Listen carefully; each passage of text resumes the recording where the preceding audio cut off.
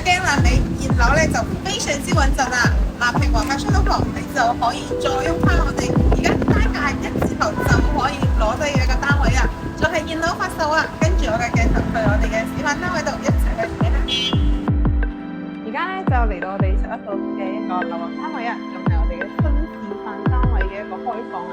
咁樣入門嘅話咧就我哋嘅小花園啦，但係佢就有3個方送到俾你，入場嘅鞋櫃咧都寫好晒。咁仲會做翻我哋一個非常之好用嘅一個瑜伽室啦，都可以做一個藝術室。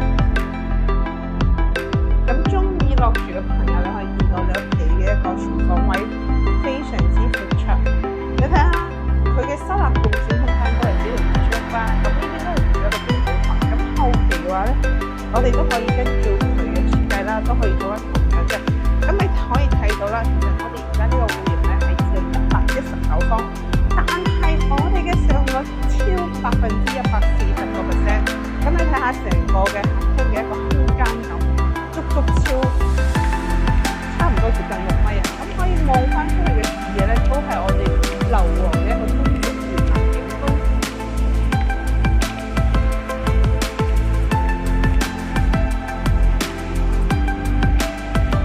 咁大嘅客廳真係太舒服啦！咁啊，睇完我哋嘅一個。而家就睇翻我哋嘅生活區啦，可以嚟到我哋嘅生活區嘅話咧，我哋呢邊咧係做咗3間房嘅一個設計，咁咧我哋係做咗一個創意式嘅一個展示啦。但係後期嘅話，包括係一個獨立嘅房間。咁呢一邊嘅話咧，其實大家都可以睇到啦，我哋係將我哋贈送嘅一啲空位咧，全部幫晒傳俾你。咁啊，成個嘅空間咧就會更加舒適嘅啦。咁嚟到呢邊咧，就係我哋光復婚迎嘅一個衛浴啦，都係一線交標嘅一個品牌。咁我可以睇翻我哋嘅兒童房，兒童房呢邊咧都差唔多有接近差唔多10個方嘅一個 size 啊，都可以放俾1.8米乘2米嘅大床，都完全唔係問題。嚟到我哋嘅主人房啊，相信呢個主人房一定會好中意。入門咧就係我哋嘅一個套房嘅一個洗手間。